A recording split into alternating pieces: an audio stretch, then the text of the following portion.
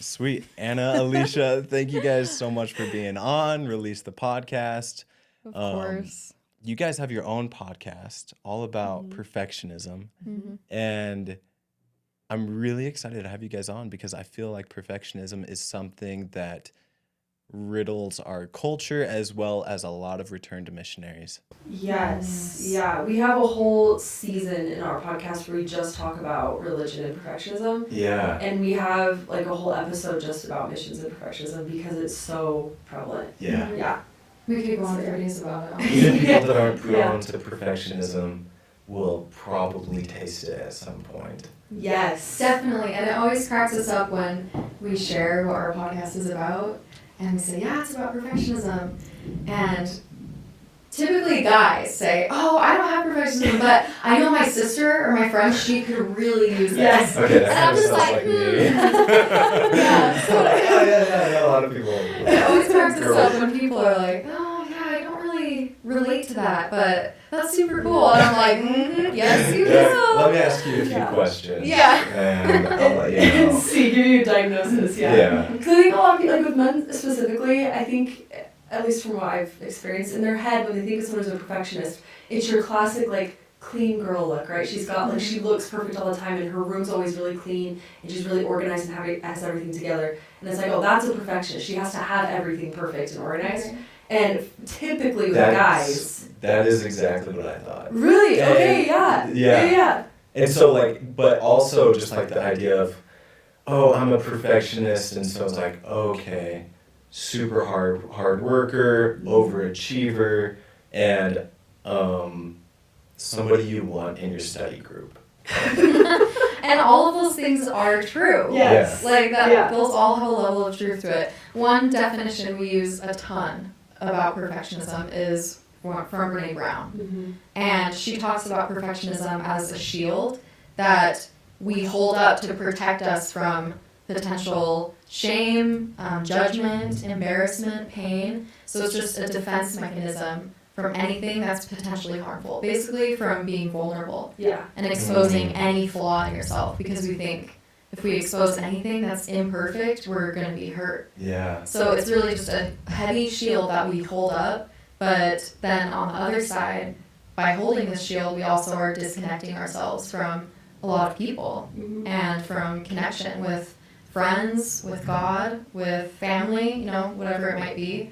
So it's a really harmful thing. It's more than just being an overachiever. It's why are you an overachiever? It's because you're afraid of being anything less than that. It's always interesting when men specifically say they don't have perfectionism because men, moreover than women, are not raised to be vulnerable, right? They're usually raised in a more shame-centered environment around vulnerability. And so it always is, it just kind of compounds on that when men are like, oh, I'm not a perfectionist. I'm like, you are more likely to be a perfectionist than women, typically. So it's just really Because they're also more likely to be the ones holding the shield so hard. Like, guys try so hard to not expose any vulnerability. Yeah. There's even, like, you know, the joke in The Office when Dwight is like, I never smile with my teeth because it shows weakness, you know? It, like, cracks me up. But men don't want to show any weakness with their emotions. They're supposed to be providers. They're supposed to, like, make a lot of money to have a family and da-da-da. Like, it's just about checking this list to avoid any judgment, any, like, oh, I'm not vulnerable, I have it all together, like, I'm good. So if anyone's holding a shield, really, men are holding it hard. I would agree with that. There's a lot of guys that struggle with vulnerability.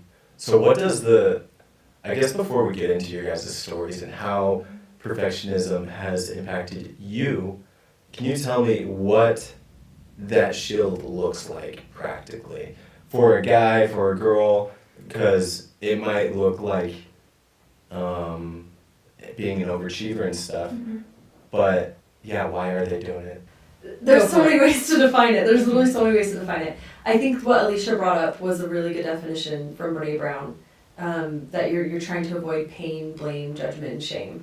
But how I see it, how I have manifested it in my life personally, is curated vulnerability. Right, so it's this idea that I only showcase parts of myself that I've rehearsed before. Dang. I don't let anyone else see parts of myself that I haven't already gotten down to like a T, right?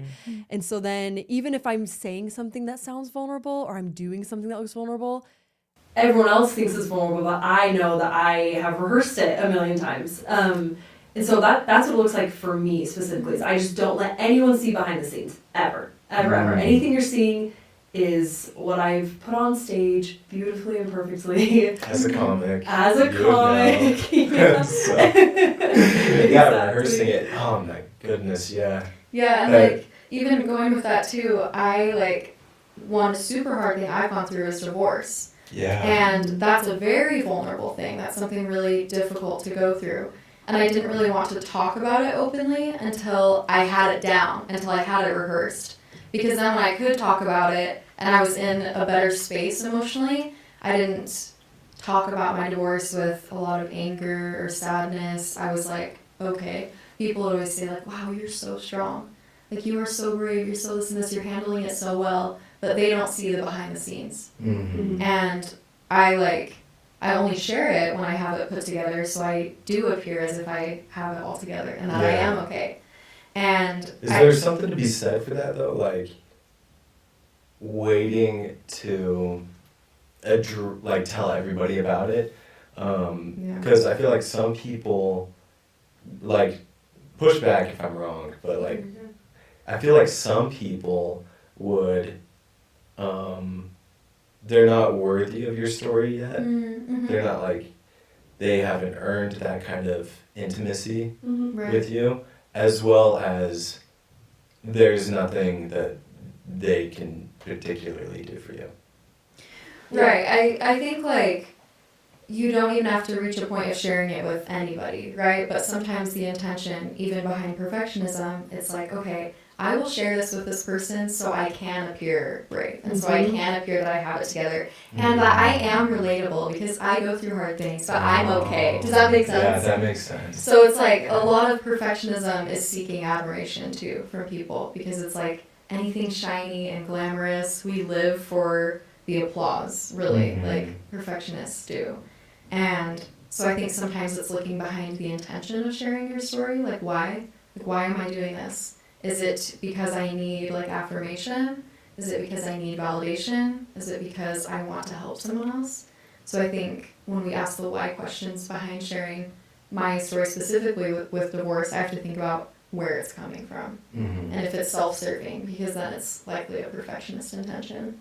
And if you catch yourself and you're like, it's probably mostly self-serving, but there's like some other good things about sharing it, do you try to stop yourself from sharing it? Yes, I do. Okay. I try. Even if there could be something good, but you know the main reason why you're doing it is self-serving. Yes. Yeah, Okay. totally. Because I think like also when it is self-serving and it is rehearsed, typically when it is a self-serving one, I am just gonna like share the same story that I have rehearsed in my mind a gazillion times. But I think when you have something that is so rehearsed and curated, you can't connect with it. And really the opposite of perfectionism is some form of connection. And then I talk a lot about connectionism, which is this idea that vulnerability, awkward moments, imperfections, flaws, those are what drive true human connection. Because no one can connect to perfect. Nobody can. Yeah. So specifically with divorce, this is something I think about in the church. I know you talk a lot about the church structure and missions, specifically on your podcast. If I'm like in a church meeting and talking about divorced or being divorced, and divorce is my experience, and I don't like have a lot of bad feelings towards my ex. He's a great guy. There were just a lot of incompatibilities, a lot of issues. So we just decided to go separate ways. But let's say, for example, there's another sister or brother sharing their experience with divorce, and maybe there was abuse, and maybe there's like a ton of anger. So they're like really upset about their divorce, and they are not okay, and they're like, maybe angry towards God, or I don't know what. I've seen a bunch of different stories with divorce. People could look at those two stories in church and be like, wow, she needs to get it together, but Alysha, wow, she really like has grace through her divorce. Like she did it right. So it's almost like people that don't package their difficult experience in a glamorous way, then it's like not acceptable. But as long as it's packaged beautifully and it's like tied with a pretty bow, then it's like you can have struggles and trials are hard, but like they at least look beautiful. Does that make sense? Yeah, Oh, it's that all makes about perfect sense. twisting dark parts of ourselves into looking redeeming. Like that's the whole idea behind it. Yes. Which is huge on missions. I haven't served a mission, but I have friends who have, and I've heard about it, how the checklists you have as a missionary can kind of become that package, right? Where you have two missionaries who are having a horrible time, struggling, but one of them looks like they're doing it better, and so that's more acceptable, more palatable to other people. Yeah. Man, that is so interesting. Okay, well, let's jump into your guys' stories. How it's affected you. For all the listeners, me and Alysha went to school together. Never Pioneers. knew each other, really. But we went to school together. Yeah, Lehigh Pioneers. Yeah. Could you tell everybody just like a quick summary about why you decided to go on a mission and what the mission was like? Yes, so I loved my mission. Did you know Trevor Hillock? Trevor Hillock.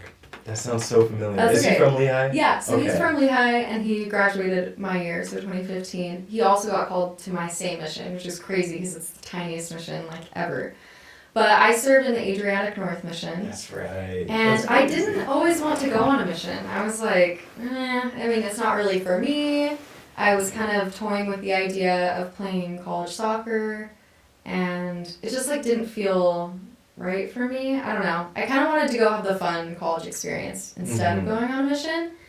But then, like, you know, as I got closer to the age of being able to submit mission papers and think about it as a feasible option, I was like, okay, maybe I could like think about it and not totally rule it out. So I started like toying with the idea of it, and I would pray sometimes, but not sincerely. I would just be like, should I go on a mission? Oh, I don't feel good about it, so no. But then one of my friends who was on his mission, he wrote me an email, and he was like, hey, Alysha, I've just been thinking about you so much this week, and like, I just feel like I should tell you this. We need your spirit in the mission field. Like, you have such a positive, happy spirit, and the Lord could like really use you as a missionary. And I was like, that was so sweet. Like that, you know, maybe I should. Very nice. And he was like, you would just make an awesome missionary. So then I was like, all right, like I guess I'll kind of think about it some more. And I remember one day specifically, I was driving home with my family, like from a farewell, funny enough, one of my cousins. And we were all like jam-packed in my dad's truck. We're in the seat, in the front, it has like the seat in the middle, you know? So I was sitting up there with my parents and my siblings are in the back, and I have a loud family, so it's a loud car, we're just driving home. But I just like had this feeling to pray about a mission, like really intensely. I was like, I should really think about this.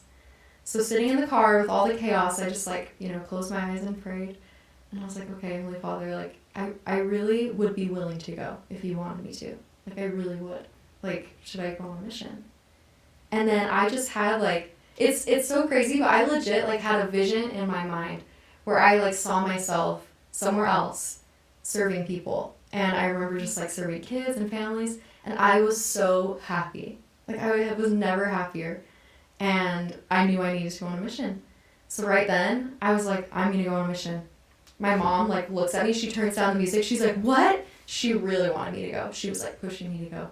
She was so happy, she's like, Alysha, I'm so happy for you. And my dad's like, what? No, like he did not want me to go on a mission. No, my But little girl. I know, no. just like, no. And so that's when I knew I needed to go. I was like, I have to do it. It was so awesome. That is so sick.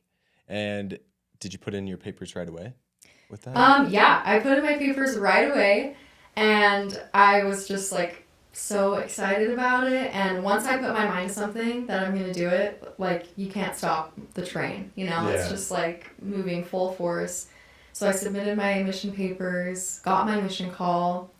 Little perfectionist side of me, my biggest fear was reading my mission call wrong, like mispronouncing the In front of name. everyone. Me in too, front of everyone. Like actually. that was legit my biggest fear as a perfectionist, right? Because I didn't want to appear unintelligent. I didn't want to to appear like, you know, whatever it might be. Yeah. I was afraid of like being embarrassed, and oh, that's so embarrassing if I pronounce something wrong, which like who hasn't done that in their life? Yeah. But I get my mission call, and my mom's like, you need to invite all of your friends and da-da-da. So we invite a ton of people over. More people just keep coming through my door. I'm like, oh my gosh, what if I get called to the craziest place? Like, I'm going to mispronounce it. I was so stressed about it. I opened my call and I was like, you are called to serve in the Arctic North mission. I said that. It's Adriatic North. But I said Arctic North. And then my dad was like, what? And my grandpa, he was like, Arctic Circle or something, just made fun of me. I was so embarrassed. And my dad looks over, he's like, Adriatic North mission. And everyone's like, what? You know? And that was your biggest fear? Yeah, I was just like, You're like, oh no. yeah. And you know how like when people read their mission calls in the videos, it's like, dear sister, blah, blah, you're called to serve in Brazil, like whatever, something exciting. And everyone's like, oh, and they all cheer. So I said Arctic North, everyone's confused. And then I said Adriatic North, and everyone's still confused. They're like, dear. what even does that mean? No one's cheering. Yeah, everyone's just like, huh? Oh man. She's like, I changed my mind. I'm I not was going. like, I can't do this. Yeah. Goodbye. So, you know, me being a perfectionist, it was just like everything went wrong. I am like not qualified to go on a mission. This was such a bad idea. I can't believe I invited all these people over. I had so much anxiety. Then that night, I was just like laying in bed and thinking about it. And I was like, I really wanted to serve an exotic mission. And there's like 5 countries in my mission, different languages. So I was like, that's the one. Like, God freaking served me the mission that I wanted. Yeah. Like, really. And so, yeah, it was so funny. My dad has a video of me reading my mission call, and I still, like, cringe so hard when I watch it. It's so bad. Oh man, this is so funny. Yeah. But that's where I ended up going, and That is sick. yeah. What is a lesson you learned on your mission, or a moment that you had that changed you? Really, I think the biggest takeaway for me on my mission was that I cannot be my own savior. And I think that's a big problem for perfectionists too. Mm-hmm. And I talk a lot about perfectionism and started this podcast with Anna because really that's, I feel like, where perfectionism was born for me. Mm. And in my life, like leading up to my mission, I received so much external praise from family and friends and coaches, whatever it might be. It's like, Alysha's so great, Alysha's so smart. I've never heard anything bad about you, so. Hey, It's okay. there you go. can. Thank you. That's nice. He's like, granted, I don't know anything about it. Yeah, you guys did go to school together, so there could Yeah, have been. I there know could a have lot of been people that rumors. know you. Yeah. Okay. Yeah. So. Well, yeah, and it's funny because That validation really does like fuel me because I've always been a people pleaser.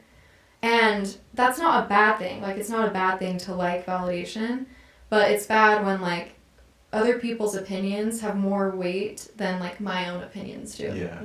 And I realized this a lot on my mission because I was taken away from my whole entire support system. And I didn't have all that praise anymore. I had me and my companions. And one of my companions, she was so tough. And she ended up being one of my best friends from my mission. But to paint an image, she's like probably like this tall compared to me. And she's just pure muscle. She played rugby for Harvard University. Dang. And she's like so smart. She's so driven. She's like perfect, right? Like Yeah. she has everything together. And so being with her was really difficult. And I had just switched countries. I went from Slovenia to Croatia, where I had to now learn a different language. And it was just so difficult. And like I thought I could do it all on my own. And I told myself like, okay, I'm going to learn like 10 new words a day, and I by the end of my mission, I'm going to be the best Croatian speaker in my mission. Like, I had all these goals that were so selfish. Mm-hmm. And like I wanted to do it all on my own because perfectionists should be able to do it all on their own. And so my mission really, like, I loved it, but it really broke me down in a lot of ways because I learned those hard lessons that I can't really do anything on my own. Mm-hmm. And like doing it for what? Like the praise of everyone else? Like I wanted to be the best Croatian speaker so that people would say, oh, you know who's the best at Croatian? Sister Turner. Sister Turner. And the fact that like that meant so much to me is so silly. Like it's so ridiculous to me. But that is what would mean the most to me, you know, to receive that like validation that's so fleeting. Mm-hmm. And so for me, I really had to learn a lot about Jesus Christ and about humility, and that no one needs Jesus more than me, like, or more than anyone else. like the sinner on the street, the person in jail, like my friend sitting next to me. No one needs Jesus more than the other. Mm-hmm. But perfectionists like to think that they can save themselves, and they like think there's a special reward in heaven if you repented less than someone else. Mm. But there's really not. There's not like a special seat for those people. It doesn't exist. So that was my biggest takeaway. Yeah, that's a great takeaway. Holy cow. Great takeaway. No, that is the takeaway, because I started the Book of Mormon over, and a huge part of it, they just constantly focus in the beginning on the basics, like just faith, repentance, baptism, receiving the gift of the Holy Ghost, and enduring to the end. Gospel. And then when you get to the first, second books, when you find Jacob, Enos, Jerem, it might have been Omni or something. Yeah. He says, I'm not going to really write that much, because everything that you need has already been written. In that much. Yeah. In that much. I like that. Yeah. And I was just like, everything we've read has, like, everything we need has already been written in those first couple books. And that's really what it is having that faith in God, that He is the one that saves you. Yes. All the other cool principles that we learn all ultimately come from that. And so, yeah, that is the takeaway that every missionary needs to know, and that's what they teach for 2 years, 18 months. Absolutely. And sorry, Anna, we'll get to your story soon. Yeah. Oh, one more You're thing. good, you're I was like, chilling. I can No, talk you're good. forever about my mission experience, but one thing that just made me think of, which I think is the root of my perfectionism, is just the fear of failure is so big for me. And on my mission, like, when you're learning another language too, it's like the fear of saying anything that is wrong, or you don't say it right, or the wrong message is conveyed, or like you don't want to mess up in front of other missionaries or whatever. Like, I just had this immense fear of messing up and of failing and making mistakes.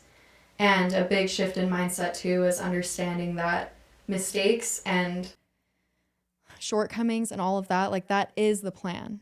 Like, Jesus Christ isn't a backup plan in case you mess up, or in case you make mistakes, or in case you have shortcomings. Like, He is there because we will mess up, because we do mess up every day, because no one is perfect. He is the plan. He's not the backup plan. But to a perfectionist, it's like, all right, I can muscle through everything on my own. But like, if I can't by chance, then I have Jesus Christ. Then repentance is a last resort. Like, it's the worst case scenario is repentance. Yes. And something that Anna says a lot too is that God values experience over perfection. And through every mistake, let's say, like, I would say a wrong word or a wrong phrase on my mission, like, that's almost the quickest way to learn too. Yeah. But the fear, like, of even making that mistake would stop me from even speaking or opening my mouth. But then how do you even learn? So perfectionism just hindered my success and my growth as a missionary and as a human, as a person, because I hold that massive, heavy shield because I'm terrified of failure that I can't, like, allow myself growth. Okay, I'm going to give you the case before we jump into your story of why I'm not a perfectionist. Oh, here we go. Okay. Please, your case. Yes. You guys be the judges. I don't think I'm a perfectionist because I'm yes, I've definitely curated parts of my vulnerability. That is Everyone very true. does, yeah. Yes. And I do think I experience moments of perfectionism and maybe have some perfectionist tendencies, but I was raised with a dad who's a therapist, and we could go in and talk to him about anything, anytime, because he worked from home. And so that kind of allowed me to be more vulnerable than the average guy, I I'm guess. sure. Yeah. The therapist dad card Yeah. holds a lot of weight. I'm not gonna lie. Yeah. And so I have had so much experience in not being able to curate my content before I put it out there to my dad, to my friends, to people that could help me. I actually have definitely put out stuff that doesn't need to be shared, maybe overshared at times. And I'm also not afraid to fail a ton. Wow, that's awesome. I document my journey failing all the time. Okay. And I like look back, I'm like, how in the world did I do that? I was such an idiot to even try. And I did fail, like miserably, but like I did it. I like tried. Yeah. And so that's my case for why I'm not a perfectionist. Okay. But I probably It's still. compelling. Yeah. Yeah. You bring up some great points. I think the basis of perfectionism is that if something is not perfect, it's not worthy of love. Is the whole basis. Okay, well, And you yeah. can apply that to I guess yourself, you that's- can apply that to the Yeah. things you do, you can apply it to whatever. And like Maybe you said, I do. yeah, like you said, maybe you're not a full-blown perfectionist, but we all, I mean, you just can't be born in today's world, I don't think, without brushing with perfectionism, right? Like That's true. having And maybe having touching experience on with it. like self-oriented, other-oriented, and socially prescribed too. I feel like we would be able to find something. Yeah. I'm like, we could pick you apart. Pick me apart. No, pick me apart. Ask me Let's questions. I'm psychoanalyze ready. you, whose dad is a therapist. I know, We could right? have any room. there are different types of perfectionism, and what it really comes down to is perfectionism that is inflicted on yourself, self-oriented perfectionism, where you hold yourself to impossible standards. Other-oriented perfectionism, where you hold others to impossible standards, and then socially prescribed perfectionism, which is society basically putting impossible standards on you. And you go through a cycle of unrealistic expectations and Self-criticism. Unrealistic expectations and self-criticism. So you set impossible expectations, and then when you don't hit those, you criticize yourself, and then set those expectations even higher to compensate for how low you're feeling about yourself, and then you don't hit them again, and it's just like this vicious cycle. You convinced me. And it's okay too. If Yeah, like it's none of okay. it's relatable. Yeah. Like having a therapist dad maybe is the whole answer to our problem of perfectionism. Literally, I'm like, Dad, why were you not a therapist? like, hello? It definitely helped. It definitely helped. Yeah. But yeah, a lot of the things you just described, it definitely describes me. Holding myself to a higher standard than other people. Well, and just going off of that, if like this helps me a lot when I realize that I'm in a perfectionist mindset. It's something we just call role reversal. So like, for example, if I showed up late to something and I was so embarrassed and like so upset with myself, and maybe it was being late for the tiniest thing, maybe like my car was covered in snow or whatever it might be, and I show up late, I'm like, Anna, I'm so sorry I'm late, like da da da da. But then, and I'm so hard on myself if I think like, okay, if Anna were to tell me these exact things, like, Alysha, I'm so sorry I'm late because my car was in snow and whatever it might be, I wouldn't think any less of Anna. Yeah. But for some reason, I think less of myself. Mm-hmm. Or like, you know, let's say like things are just falling apart in my life and I'm struggling to keep it all together. Something I also struggle with is depression. So when I'm in a depressive downswing, it's like hard for me to stay on top of everything, and I don't give myself grace or patience or whatever it might be. But then if I put myself outside of the situation and think of it as someone else struggling with depression, like what would I tell them?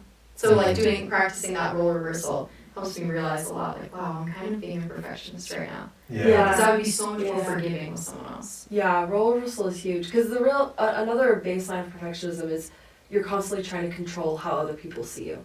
So like with the example Alysha just gave, she didn't want me to see her as someone who's late or irresponsible or slacking off. Whereas, again, once you flip that, it's like, no, I wasn't thinking that at all. Like, people have troubles with their car all the time. People, you know, I have troubles with my car all the time. And so that role reversal is really important in getting, like, perspective about what the situation really is, seeing things as they really are, and not projecting that really harsh lens onto yourself that you assume everyone else is looking through based off of your actions. Could you tell us a little bit about your experience when you first found out you had perfectionism to a point that really hindered you in life? Yeah. So I am from Morgan, Utah. It is Morgan, a very small town in Utah.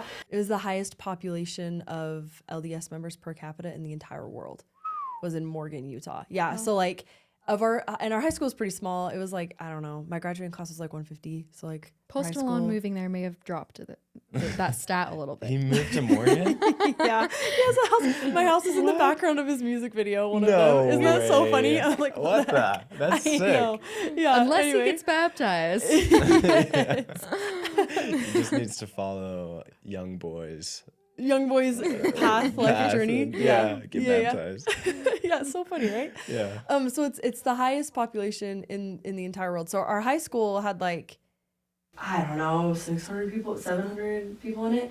And of the 700, I think genuinely a handful, maybe 5 people were not members of the church, which is crazy. Yeah, And in addition to seriously. that, my dad was, throughout my years growing up in Morgan, my dad was the seminary principal the entire time, so he taught seminary. He was bishop like twice, he was in the state presidency. So it was already a small town, already super concentrated population of members, and then my dad was a religious leader in basically every area you could be. So my family had a microscope on us all the Seriously? time. Yeah, like Yeah. we were like, oh, we're the Tibbitts kids, right? We're the Tibbittses. Like we're Everybody knows that. yeah, like we're the good kids. Yeah. Like our dad's Russ Tibbitts, and he really is like the coolest guy. Like I'm obsessed with my dad. But he also struggles with scrupulosity, which is religious OCD. So when you think of someone with typical OCD, right, they have to have things a certain way, and if things aren't a certain way, their brain goes to worst case scenario. So with religious OCD, how that works is it takes everything in a religion or a set of spiritual beliefs and takes them to an extreme. Yeah. And then makes you believe that if it's not perfect, you know, it's a worst case scenario. And to my dad, that was not being worthy. So he would think things like, if I don't study my scriptures for exactly 30 minutes today, I will be worthy to teach seminary later. Or like, if I watch a movie with 3 swear words in it, I won't be able to feel the spirit tomorrow. Like, very, very extreme. And so you can imagine how being raised by someone like that, Oh my gosh. right? Like, that's how... Trickle down economics right there. Exactly. Yes. There's a tight-knit economy in the Tibbitts household. But like, to give like a few short examples of just what my upbringing was like, I didn't watch a PG-13 movie till I was 21. Which one was it? It was Forever Strong. Oh, that's a great one. Christian We rugby lost- movie. You lost your PG-13 virginity forever strong. That's a great movie. That's a Actually, good one to I listen do a to. comedy bit about this where I'm like, I watched it and after I genuinely still felt guilty. Oh, really? Oh. I prayed and I You're said, so I said, guilty. God, I'm so I'm sorry dying. that I watched this movie that's about you and sports. Like, can you forgive me? So I didn't watch PG-13 movies. I wasn't allowed to date. I could go on dates, but they had to be group dates. I couldn't go on single dates, and so I didn't like go on an actual date till I was in college. Yeah. And like if a TV show or movie, even if it was PG, swore more than 3 times, we had to shut it off. And like, Interesting. I was that kid at parties that if they turned on a PG-13 movie, even if it was like a Marvel movie, I would stand up and be like, you guys, you know we shouldn't be watching this. and make everyone feel bad and then leave and be And like, feel and good feel about it. great. I felt awesome. You're like, okay. That is It's so like- funny. It's like, I'm God's favorite because I don't watch PG-13 movies. So like, that's I've how... straight up done that too. Yeah, okay, I've yeah. done that. And like, you That's feel so good. You're like, I'm in the right here. Like, and there's good intention behind it, right? Like, Yeah. I genuinely was like, oh, I'm doing what God wants me to do and I'm like, Right. making right decisions. But all of that growing up really put me on a pedestal, which is something we talk about a lot in perfectionism. And Alysha touched on that a little bit too, where, you know, you get a lot of external validation and praise, and that's what you start building your self-worth and your self-image on, and your identity it is on this pedestal mindset, which the reason perfectionism is so harmful with that is because then all of these rules that apply to everyone else don't apply to you. So I could have car problems and be late to someone, and anyone else's car problems would have been okay to be late, but I should have figured it out because I'm better than everyone, which is a horrible mindset to Yeah, have. horrible mindset. And when you vocalize it, it makes you sound like a horrible person. Yes. But everyone does that. Yeah. Oh my gosh, yeah. Okay. Yeah, I can relate exactly. big time. Yeah, totally. Where it's like anyone else can mess up, but not me. Like I should have figured it out. Yeah. Because I like The exception. I'm the exception, and so So yeah, I grew up like that, had that mindset all the time, right? I was holding myself to crazy standards all the time and would just beat myself up if I did something wrong or something went wrong. And I just thought that's how I was supposed to be, right? Like I just thought, I was like, this is how, like, You're like, this is this normal. is not becoming of a future Relief Society president. Literally. Of a general authority. Yeah, I was like, how am I supposed to speak in confidence someday if I'm listening to DJ Khaled right now? Yeah, exactly. That kind of mindset, yeah. So then Alysha and I had a college class together where we did a chapter on perfectionism, and that's the first time someone had really laid it out for me in a way where I was like, oh, this type of thinking isn't not just not normal, it's not healthy. Like, this is a bad way to live your life. And it hit me and sunk in a little bit, but I didn't super connect the dots. And then I remember one day I was at home with my family, and my mom had the longest day of her life. I don't remember what happened. I think she was kind of sick, and she wasn't doing she just was not having a good day. And all of us kids knew it, and she was like, I'm gonna make dinner for you guys, and she made dinner for us. And which on paper that seems like a very kind, selfless thing to do, which it is.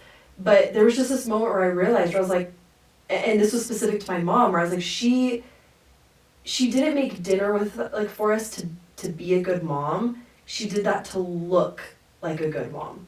And it was just this weird moment. And my mom's not like that all the time, right? But it was that specific instance where I was like, oh my gosh, this really good outcome, right? You know, where they say, what's the scripture? Look at the fruits of their labor or something?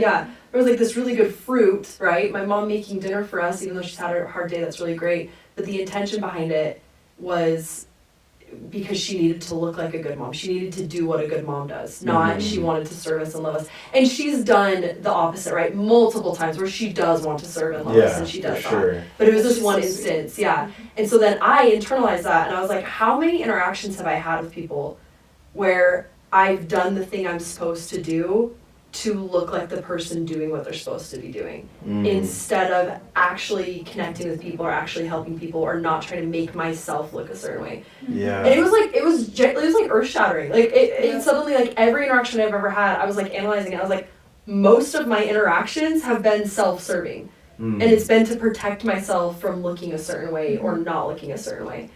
So that's really when it sunk in for me. Dang. Yeah. Here's a question. So you mentioned if you realize that it's a self-serving act, but there would be good things that came out of it either way for other people, would you still do it? And so in your mom's case, she made you guys dinner, and it was good. You guys had dinner, but she did it in a self-serving way to look like a good mom. Yeah. Should she have not served dinner? I think what she should have done is because the reason we knew she was having a hard day is because we could see it. She didn't say anything, you know, so we could just kind of tell. In my mind, the healthier way to do that would be to tell us she was having a hard day, didn't feel like making dinner, but she felt like she couldn't tell us that because good moms don't ever feel like not making dinner for their kids. Yeah. Right? And so that would have been, I think, a healthier way is to open up that dialogue and show that vulnerability of guys, I love you, but I don't want to make dinner for you tonight. But she felt like she couldn't. Yeah, she had to hold that shield up of no, I'm a good mom and good moms want this. Or even asking for help, because I think a lot of perfectionism too, again, is protecting ourselves from looking a certain way. And so she didn't want to look like a bad mom. She didn't want to look weak. And so she had to just do it anyway. But taking that specific instance, she could have used it as a vehicle for connection in saying, I had a terrible day, and you guys can probably see it, and I really don't want to make dinner, or can I have your help making dinner? Maybe we could do it as a family. Or she could share parts of her bad day that might not make her look glamorous, or make her look like a good mom. Instead, it would make her look human, right? Yeah. But in a perfectionist mind, it's oh no, I'm dropping my shield, or I'm not looking glamorous, I'm not looking a certain way. If I am authentic right now, I don't know how it's going to be received. If I do talk about my divorce right now and I don't feel good about it, what are people going to think of me?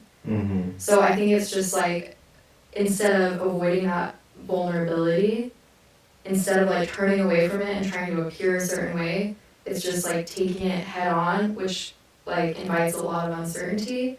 There's lack of control, which perfectionists perfectionism hate that. Yeah. You know? We hate that loss of control because you don't know where it's going to end up.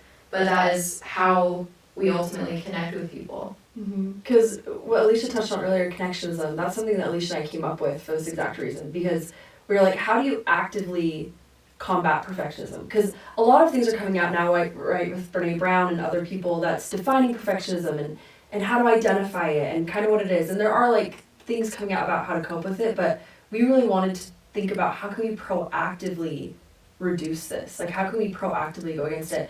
And so connectionism is the belief and the mindset and the way of life where when something like this happens, like my mom and dinner, you view it as a way to increase emotional intimacy.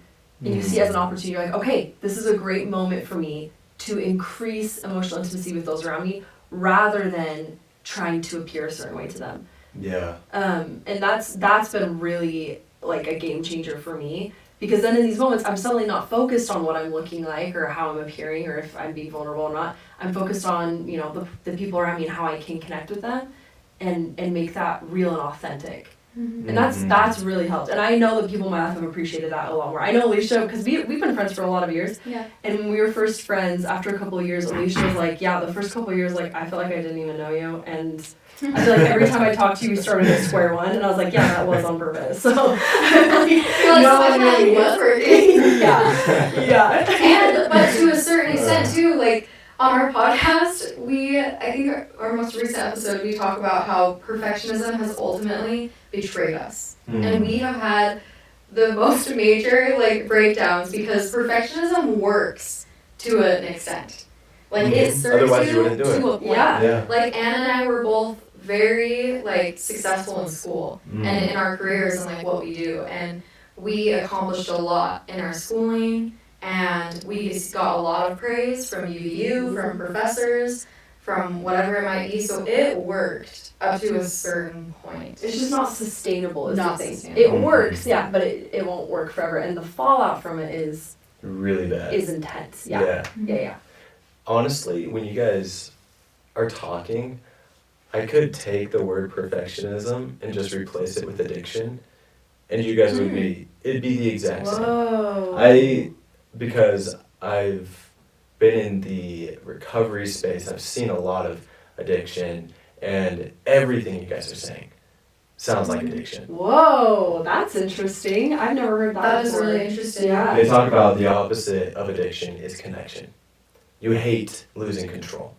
You absolutely need to control. Yes. Addiction is a way to feel like you have control in your life, even when you don't. I love this because I have a lot of loved ones who have experienced addiction, whether that is to pain medication, pornography, substances, whatever it might be.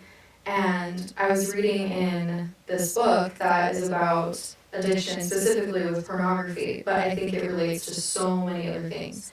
And it says, essentially, like, you know you're struggling with addiction when you can't seem to stop the unwanted behavior despite increasing severity of consequences. Yeah.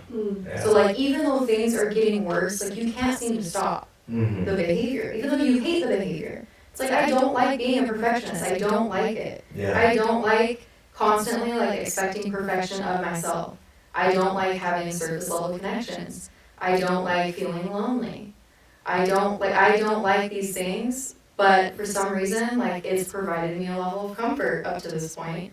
But now I'm realizing, like, it's not sustainable. It doesn't work. It isn't going to help me reach my goals if I want, true relationships, if I want relational intimacy, all these things. But somehow it's, like, so hard to make that shift. Literally everything you guys are saying, That's fascinating. how it betrays you in the end. Yeah. Even if it helped you in the beginning. Yeah. It's starting to make me think that you guys are addicted to perfectionism as well as addicts are perfectionists. And so that's what it is. Like, an addict has to be a perfectionist. And that could look like a lot of different things. Tell me if I'm off base with this, but for example, if someone is a slob and they don't do much of anything with their life, but the reason they don't is because they are afraid of how people will view them when they fail. Oh, And so, interesting. Okay, opposite yeah. of the girl that is all put together, going to school, getting amazing grades, looks great, but they're a slob. And so they're like, it'd be better if I just stayed this way rather than give anybody false hope that I could change. That's interesting. Breaks my heart. Yeah. And that's that's definitely perfectionism. Oh, for Just sure. in a different Yeah. way, because it's like the thing stopping them is fear of what people will think of them Yeah. and how they'll be perceived and what if they fail. Like, it's funny how perfectionism can keep both people trapped in this prison of expectations and like potential threats that aren't even like, because when I do, let's say back on the mission, if I do say something wrong, who cares? No one, but I do. Yeah. And it's this like expectation I'm holding on myself that's keeping me trapped. And I really love President Nelson said in one of the most recent conferences, the Lord loves effort. Mm-hmm. And I love that because it lives right in between those two camps, right? Where he didn't say the Lord loves perfect effort, so it's not these people over here being crazy, us, right? But it's also the Lord loves effort, so he doesn't love when you don't put in effort, right? Over here, it's just effort. And whether that effort turns out how you want it to or not, I truly don't think God cares. He just loves effort. And so it's the same thing, right? These two camps that people are trapped in where it's like, I'm not going to make effort because I'm going to fail, or I'm going to make effort, but if it's not perfect effort, I'm not happy with myself. And Satan just kind of keeps us in these two camps where God's like, you guys, Come on. Completely off. I just want you to live your life and like be happy. Yeah. And gain experience. And gain experience, yeah. So can you tell me a little bit about how it has affected you post-mission and you just like in college and everything? Because I want to get into some stories. How it affected your dating, how it affected your previous marriage and stuff like that. Is there any instance where you saw that like, dang, this really is not helping? Never, I'm perfect. Classic. You're like, I can't think of anything, Anna. Like, I'm sure you it's can. not right? ringing a bell. I'm sure you have plenty of examples. I'm trying to think. There's just so many that I'm like, which one do I want to talk about? The funniest one. The funnest one? The funniest one. The funniest one? It's like, I know. I The most uncurated one. ooh. How about that? One you okay. haven't shared before. Oh my I gosh, love I it. I love it. Okay. Shoot, Now I okay, really but have now to I think. really gotta Yeah, think I really have through. to think. Okay, Hold let me on. think for a second. Even if it's not funny, we'll still laugh at you. It's either with or at, right? There'll still be laughter. Yeah, exactly. Yeah, I guess I have one, but it's like abstract. Sweet. And I've never said it out loud, so it might not make sense. Oh, I'm But I'm excited. going to say it. Or maybe I have once on the podcast in passing. I'm going to say it anyway. Yeah, let's hear I it. might have said it on our podcast. So when I went to college, I was on scholarship. I was very lucky. And so I didn't have to pay for any school. I still took out student loans just in case. Sorry, I was the first time I was living on my own, and I was like, I don't know, what if I get in like a horrible car wreck or something? And so I took out student loan debt, and then ended up, it was good intentions, but ended up spending it on like Christmas for my family and like, so like, cause like we just were really poor growing up, and so I was like, oh, I want to give my siblings like a good Christmas for once, and so I like did, and then the next year I like spent on other stuff. So I eventually like graduated on scholarship with student loans, and it was like this thing for me where I was like, I shouldn't have, like I was on scholarship, and I found that as I was dating, I would look for I would look for guys who had, whether it was student loans or not, some kind of like debt. I don't know how to describe it, that matched mine, so I felt better about myself. So I could hide my flaw a little bit better behind his, if that makes sense. And so I constantly was looking for guys that like, I don't know, just like had the same, I don't know. Like it was just so crazy for me. And so then I was, looking for all You're of those looking for red things. flags to date. Yeah. Not that those are red flags, but Everything it's makes just like, sense. Oh my gosh. you're just like, I need a red flag. Call my in therapist you. right now. I know what's wrong. I know what I'm reading. But like kind of where I was like, I'm so flawed. I need someone who's also flawed so I don't feel bad about myself. Yeah, and so this is making a lot of sense. Like, making it straight now. And anyway, so yeah, Yeah, so that like affected my dating a lot, and like, yeah, and interesting enough, I don't know if we want to make this tie right now, but I'm going to. Yeah. My brother came home early from his mission, and just hated it about himself and hated himself for it. Like it was Because he's really a Tibbit. because he's Tibbitts. You can't come home early from your mission. Yeah, exactly. And like, oh, just all of a sudden, he just was in mental torment, right?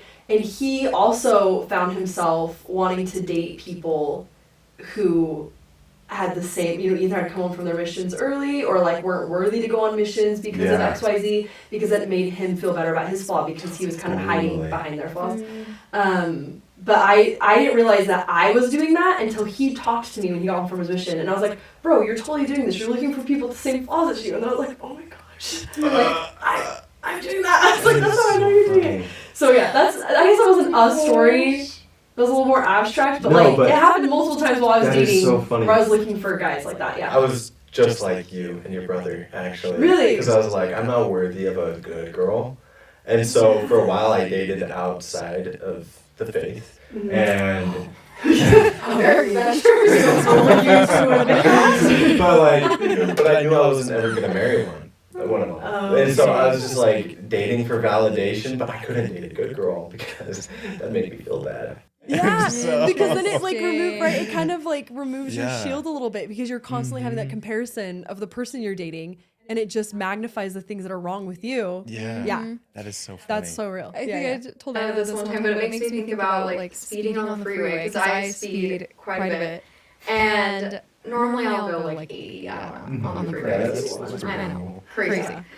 But like if I go 80 and I'm passing someone that's in the fast lane and they're going like 75, I'm like, oh my, get out of the fast lane, this guy, even though they're going the speed limit. Yeah. But then if I'm in the fast lane and someone like zooms past me, I'm just like, oh, look at that jerk speeding, but like I can speed. But like, how dare he, Yeah. Or if someone else is speeding, like, and I'm still speeding, I'm like, all right, at least they're speeding a little bit faster than me. They're breaking the law They're breaking more than the law I am. a little bit more than me, so The I'm cops okay. will go after him. Not Yeah. me. I'm good. Yeah, where I feel like I'm like that in life. Where I'm like, oh, God's worried about other people sinning more than me. I'm totally fine. They're speeding more than I am. That is so, oh wow. So it goes into justification too. Yeah. Oh yeah. Holding yourself to super high standards as well as justification. Which also goes hand in hand with addiction too. Yeah. Justifying the behavior, Totally. which keeps you in the behavior. Yeah. Which is so funny because you hold yourself Yeah. to these insane standards.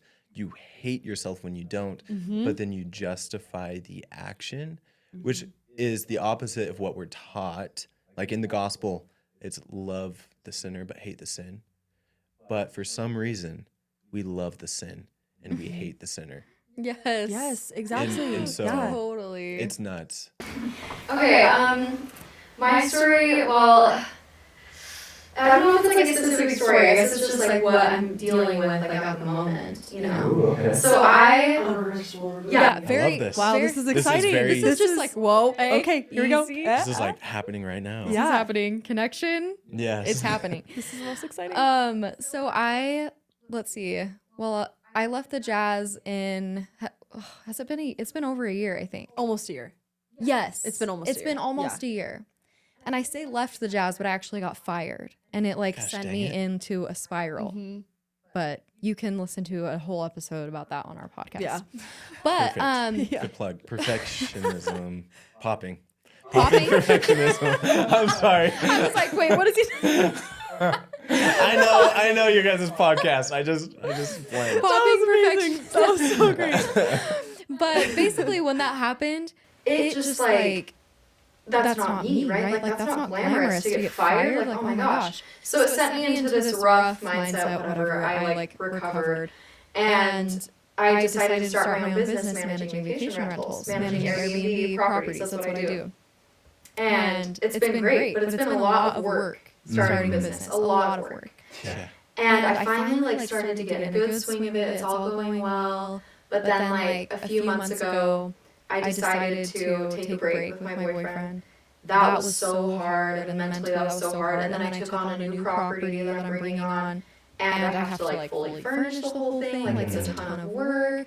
And then I've been having to help my mom and dad because they're going out of the country. So I'm watching my younger brother. So I'm like playing mom, but then also trying to like do all this work with this property, also going through something difficult, you know, with a romantic relationship and that taking an end, like it's really hard. Yeah. But I should be able to do it all flawlessly, right? Right. Right? Duh. But it's not happening. Turner, right? Yeah. But like it's not happening. Like it's so hard. Mm-hmm. And as I mentioned earlier, I like have been struggling with depression, so it's just been like a really difficult stretch of like a couple weeks, I would say. Like it's been so hard to just get everything done and like feel okay with myself about a day. You know what I'm saying? Like I didn't have that day. Like I can feel good about that day. Because every day looks so different and effort looks so different based on circumstances. So it's just hard to have grace with myself, I guess, continually as a perfectionist when things aren't like all going, like everything's not going smoothly. You know, it's like, oh, it's so hard to like be okay that I'm at this state, you know? Yeah. But life is so like this, you know? Totally. And I don't know if you've all seen the picture on Instagram where it's like all these different bubbles, and it's like what you think effort looks like, and each bubble is like completely full, and then it's like what effort actually looks like, and the bubbles are like really full or kind of low, and they're like all different. Yeah. I was just like, oh, I relate to that so hard. Like this effort really looks so different every single day, you know? So I guess I've been trying to stay out of that perfectionist mindset. 'Cause even though we've talked about it for years now, I still notice myself like slipping into this position. It's almost like instinctive. So Yeah, it is instinctive. But then I'm like, okay, if Anna were in this situation, I would be like, bro, you're killing it. Like, you're doing so good. You're like getting You're up every starting a day. business. Yeah. That's amazing. That's a huge thing, That's and no one's huge. ever taught you how to do that before. Like, No. it's new territory. You're not supposed to know how to do it right away. Yeah. Yeah, it's very And- new territory. And in a way, once you've been able to curate your story from the past, you can point out the perfectionism and be like, oh yeah, obviously it's wrong and everything. But when it's current, like what you're going through right now, it's a lot harder to, I don't know, swallow that pill. Yes. And so then hard. swallow the pill that, hey, my present is just riddled with imperfection, and my future is too. Totally. And so, yeah, that's tough. And I think like what you mentioned earlier too, how you've been like historically really good at tracking your failures and tracking your mistakes and how it helps you like learn and grow. So I think I'm experiencing a lot of that where it's trailblazing something new and something different. So it is very much a learning experience. So trying to like take every failure or every mistake or every misstep as an opportunity to learn is so hard if I'm not intentional about thinking that way. Yeah. Because the default is Totally. perfectionism. Mhm. So now I have to like change it where, you know, I'm more intentional about connectionism and about combating that mindset. That doesn't help anybody. Yeah. Yeah. Yeah, seriously. So that's the current situation. Well, thank you for I'm like, sharing. so I am not well.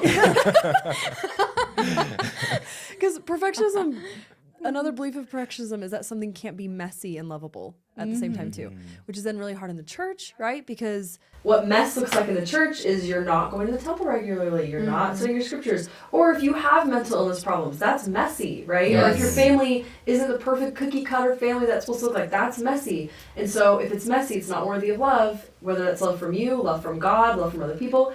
And so that's when it gets like just rough. Yeah. That's when it just really doubles down and then, you know, you're already in a bad spot and it just gets worse because of perfectionism. So Yeah. Going into dating, Mhm. that probably is a huge problem inside of our culture when it comes to dating. Because then sometimes we're the person that is not speeding on the freeway. And someone speeds past us and we're like, you're terrible, but you often speed. And that Oh, can be yeah. the same in dating. You're like, what? Yeah. You don't go to the gym every day? Red flag. Okay. Yeah. You just barely started a week ago. Yeah. And so, Yes. Yeah.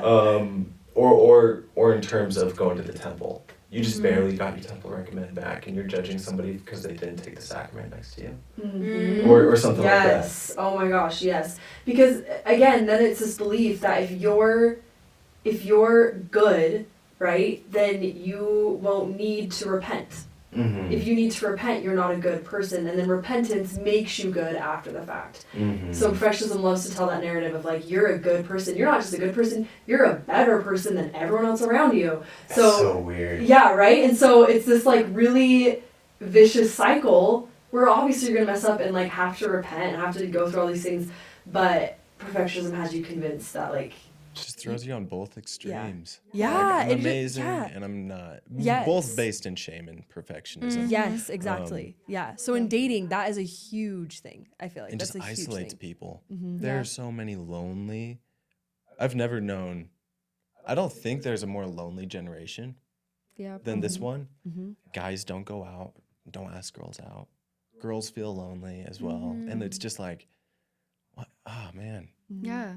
It's sad. Yeah, it is sad. Sad. And it's because connection is uncomfortable and dating is scary. Relationships are scary. There is Like potential of failure, things not working out, like having been divorced. Yes. That's scary. That's something that everyone fears, but it's because relationships are hard, but they can be so rewarding at the same time. even if they're messy, Even if they're messy. especially if they're messy, Yes, honestly. Yeah. because I would not say that my marriage was a failure. Like I hate when divorce is referred to as a failed relationship because I learned so much about myself too and about how to be a better partner moving forward because there's always like so many sides to a situation.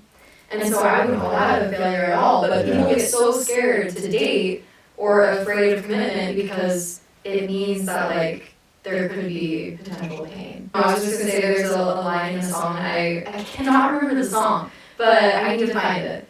The lyric says, I know I want to love, but I don't know if I'm prepared to bleed, or something like that. Like we so often want, right? Like we so often want the good side of it, but we're not ready for like the potential fear of what it could, what could happen. Totally. And with perfectionism, if a relationship fails, right, whether it's a marriage or a relationship, engagement, whatever it is, the first person perfectionism is going to attack is you, right? What you could have done differently, what you could have done, and not in a good way, right? Not in a productive way, not in a looking back and learning from your failures way, in a attacking your character and your self-worth way. Where it's like, if you would have just been this, everything would have been fine, but you're not. So then you fall into self-criticism, right? So you're like, okay, my next relationship, I'm going to be even better. Set unrealistic expectations that are based on something that doesn't have substance or reality, and then again it happens, and you hate yourself even more. So again, it's just a cycle that never stops. Yeah. Yeah, Yeah. that makes so much sense. And then in dating too, there's the fear of like, okay, if I expose who I really am to someone, and if I am vulnerable with someone and open up, like, and then they reject it, like they leave. Yeah. Like they didn't want that. Like they didn't want the real me. Is the real me lovable? Is the real me, then you go down that vein, but it's like, it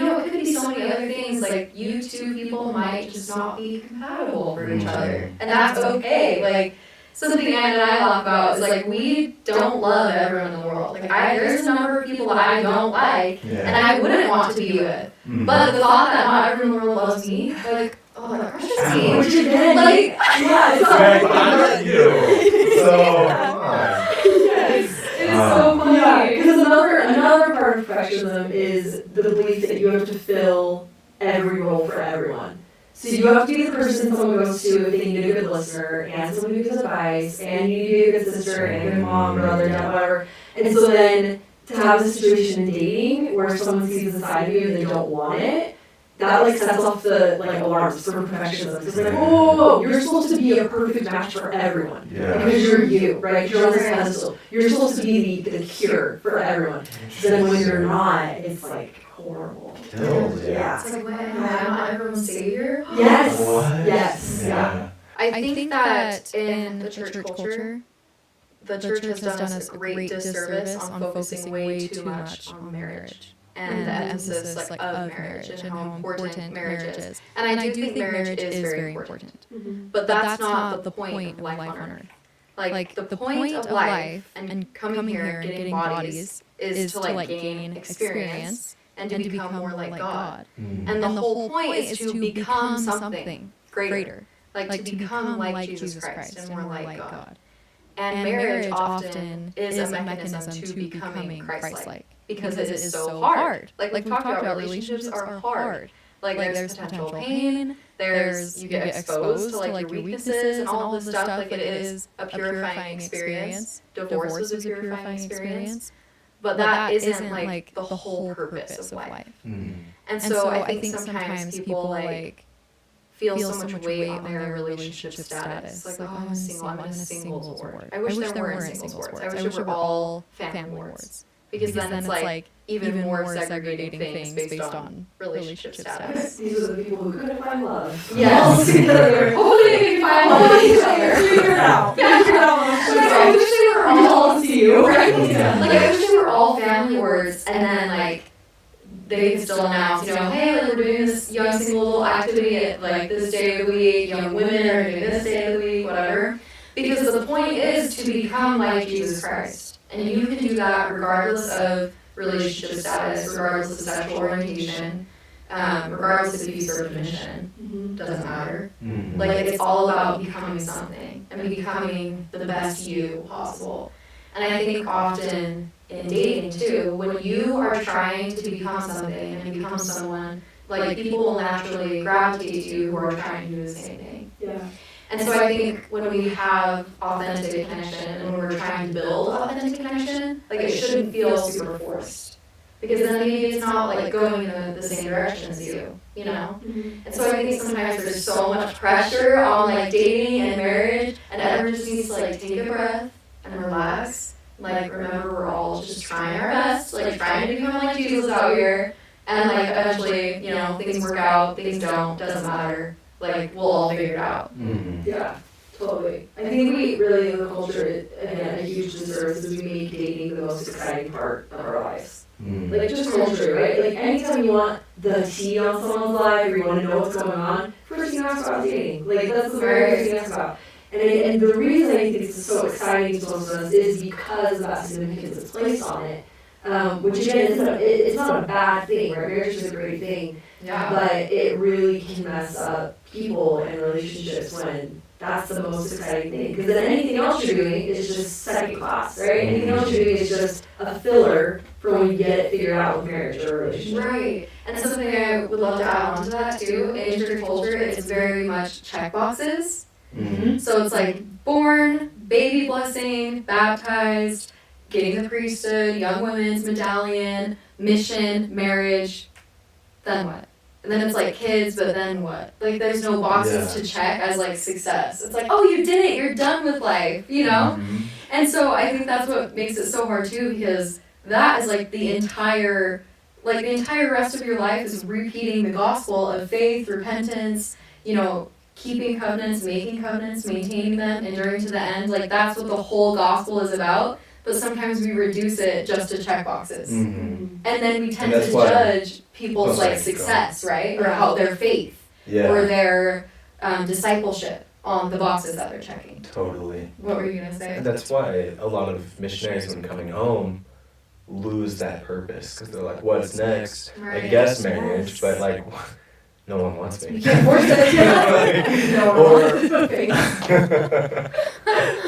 one or like school, for sure. But school's not for everybody also. And so a lot of these missionaries lose that purpose right there. It really does. You need to find something. You need to, I don't know, it doesn't necessarily have to be like a check mark thing, but maybe a milestone, maybe a goal, like a fence post in the distance that you can look at and walk towards. Yeah, I mean, if you need things to work on, just go to Preach My Gospel, chapter whatever, where it's the Christ-like attributes. Yeah, there you What go. chapter is that one? 8? 7, 8, 7? 8? Yeah, that's 8. It's 8. You know. Yeah, I was going through mission. I was corrupt. I did all of it. Yeah. Everyone should read Preach My Gospel for sure. That's a good one. If you want an answer to prayer, ask God what you need to work on. He will answer it every single time. Yes. There's not a single time he won't answer that. And so He's like, I have been waiting. He's like, finally. so if you want an alphabetical order, like if you want words. Too. Oh, I know that was incredible. I was like, I was so too. But if you don't know where to start, humility. That's like the first attribute. Like, if you're like, what should I work on as a character, like as a person? Probably humility. And that's a place to start. I want to add to that. This is something we've talked about on our podcast, but I think is really important. Is not only does that checklist give people a false sense of purpose, right? Or it can be a false sense of purpose. It also is something that we use as that shield, right? It's something that we hide behind the checklist. And I always think of Adam and Eve in the Garden of Eden, right, where they're literally naked, right, and they're fine with it, and then Satan comes, and then God comes back and he's like, why are you guys hiding from me? Like, I know exactly who you are and what you are. Like, why are you hiding behind leaves or whatever?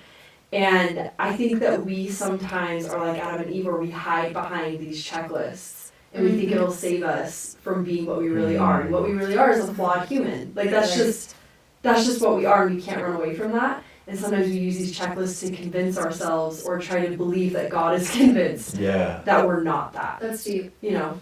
Okay. That's deep. And I think, like, God, for sure, God values relationships, not rules. Yes. But we think he values the rules the most. Yeah. So one day it's like we're going to be at the feet of God and say, I followed this rule, I did this, I paid my tithing, I went to church every Sunday, I did blah, blah, blah, blah. But he's going to ask, like, who am I to you? Like, what did you learn about me? What did you learn about my son? What did you learn about yourself? Like, who have you become? Not like, what rules did you do and not do? It's like, what does it mean to you, though? Yeah. You know? I think, like, one of the false idols we worship is perfection or rules or checklists, right? And when we do that, we become artificial disciples of Pharisees. Christ, right? Yeah. Yeah. We become just, you know, I don't know what the I'm playing devil's advocate. I love it. This is where we've never had anyone challenge us like this. It's us. It's great. So here's the I love thing. it. I agree that there are better ways than having it be a checklist. Yeah. But going back to that like question I was asking you guys earlier, what if you're doing it as a checklist, but eventually you can graduate from that why to a greater one? Mm-hmm. Sometimes we follow rules out of fear, and then we get to a point where we start following them because they benefit us. And then we get to a point where we start following them, not just because they benefit us, but because we feel closer to God. Because we want to. And we want to. Yeah. And so Adam and Eve, they followed the rules out of fear of dying. They didn't even know what dying was. Mm-hmm. And then eventually, after they're out of the garden and everything, they eventually come closer to God. Probably have a greater relationship with Him than they did while in the garden. And they follow the rules for that reason now. So, with perfectionism and checklists, is a checklist always a bad thing? And is it something that should be rejected because it is a shield? Or, I'm trying to find a good way to phrase this. I'm not entirely sure. No, I see what you're saying. It's like, basically, does the checklist have some worth to it? Or not even worth, but like, They're there for a reason, Purpose. right? We're given rules for a reason. Setting stones. God obviously cares about the rules because He gave them to us, or the rules or checklists or whatever you want to call it. Yeah. I think maybe we follow them sometimes, not necessarily out of fear, but like ignorance. And like, what does it even mean to me? Like, I don't know, I'm kind of just like told to do it. That's at least what it was for me. Mm-hmm. And not really like fear. I do think that they are helpful because it does provide like some structure. I guess it's just like, it is really important to ask, why do I do this thing? And it is healthy to ask, why do I do this thing? Bring some intentionality. Yeah, probably like earlier than we should be asking ourselves those questions very early on in life, but I think we like questioning things has also not been very like encouraged in our society. And in the church, it's like, you know, doubt your doubts and don't ask the questions and just like have faith. And I think having faith is great, but also faith is knowledge. And I love the primary song where it's like, faith is knowing. Faith is knowing. Oh, yeah. Yeah. I love that because I think when we switch from a space of ignorance to knowledge, then we also feel more purpose. Then we feel the why, the purpose, the want to do those things because we know why. Mm-hmm. So I think we need to combat that ignorance or that fear with knowledge of like why the rules or why the checklist is in place. Mm-hmm. Why is marriage there? Why is it important? Because it helps us become Christ-like. Mm-hmm. That is an excellent thing, but it's knowing, like understanding the why. I like that. Yeah. One of my favorite quotes ever is, every action stems from love or fear, no matter what you're doing. Even brushing your teeth, right? Are you brushing your teeth because you love having white, healthy teeth, or are you brushing your teeth because you're afraid of getting cavities, right? And it can be a mix of two. Yeah, it can be a mix of both. But I personally think, I think perfectionism is just so corrosive that if that mindset is what is impacting why you're checking the list off, it's such a vicious cycle that I don't know if it ever can be productive. I think there's different veins of using a checklist mindset that can be, right? But with perfectionism specifically, you checking those boxes gives you that external validation that's fueling your perfectionism. And so when that gives you that validation, you're going to want to keep checking those boxes to get more validation. And so I think perfectionism is a very unique turn in the road that doesn't end well. I think there's a lot of other ways that you could use checklists that will end well, right? Whether it's out of fear or whatever it is.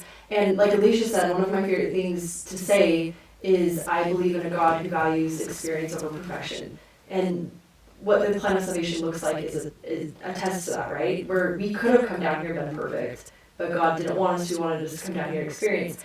And how I've navigated that, right, because rules are important and these things that we're told to do are important, is He wants us to do that and experience things, and at the same time He wants us to do it as happily as we can. And that's why He's given us these check boxes, and that's why He's given us covenants and rules, is so that we can get that experience and try to do it with as much happiness as possible. Like I love the plan of happiness, like the idea that it's just, it is a plan to be happy. But sometimes like we think we know better, you know? And I realize like when I don't check those boxes or when I'm not following rules that I want to, for example, like I really struggle with the law of tithing. But I've noticed that when I do pay tithing, I personally, like, I've never had an experience where, like, I had to pay, like, $230 something in tithing, and the next day I found $230 cash under my door. Like, you know how people tell those stories? Yeah. Never had that experience, but I've noticed I do feel peace. Yeah. And I feel calm. Like, when I do pay my tithing, I feel like I have faith that God is going to guide my next step, and He won't let me fail. So I feel like I have freedom from the chains of stress and Satan's like love of money. Like the love of money is so dangerous. It is. So I do realize that even though keeping this rule might seem more binding, it provides me a lot of freedom. Yeah. And like something else, like, you know, especially after being married and then going back into dating, the law of chastity is difficult. Because then it's like, oh, what does this look like for me? Right? Like this is, I've never experienced this as like a totally different person. Like it's so hard. But when I invite God in, making those choices and striving to follow those rules, knowing that He has my best intention in mind, it's doing it not out of fear, not out of ignorance, but like understanding the why and out of love and trusting that this loving God doesn't have these rules set in place because He wants me to suffer, but because He loves me. Well, guys, I really appreciate you coming on. Of course. And sharing your experiences, insight with perfectionism, but how you've been able to combat that and learn from it and ultimately become better because you guys had those weaknesses. Yeah. Could you guys tell everybody where they can find you? This is a good time to put in a plug for the podcast. Yes. You can find us anywhere that you find podcasts. So Apple, Spotify, over, what is that platform called? If you don't listen on either of those, what do people listen I don't know. on? People listen, it's like Google Pocket Watch or something. Google Podcasts, Podcasts. You can find us Amazon, anywhere. You have Audible. podcasts. And then we have our social media as well. Popping Perfectionism. Yes. Popping Perfectionism. Instagram. Popping Perfectionism. Yes. We've dabbled in TikTok, but mostly Instagram. Yeah. Mostly Instagram for sure. Getting the website in the works too, but mostly on those Instagram podcast platforms. Yep. And then you can find either of us on Instagram too. Yeah. Perfect. Well, thank you guys so much. It's been awesome. Yeah. Thank Thank you. you. Thank If you you, want thank us you. back anytime, we'll be here. So Honestly, much I fun. will. We'll do a part 2 because I have some Yeah. other things I want to ask you guys about Okay. and probably play devil's advocate again. And Good. so- Good. I that love actually it. was fun. Yeah, that like was we've just really never fun. had anyone do that. So that was Okay, really good. cool. I liked Challenge it. us. Yeah. Yeah. Good. Okay, I will. Perfect. Well, then we'll talk to you next time. Sick. See you next time. See ya. Thanks.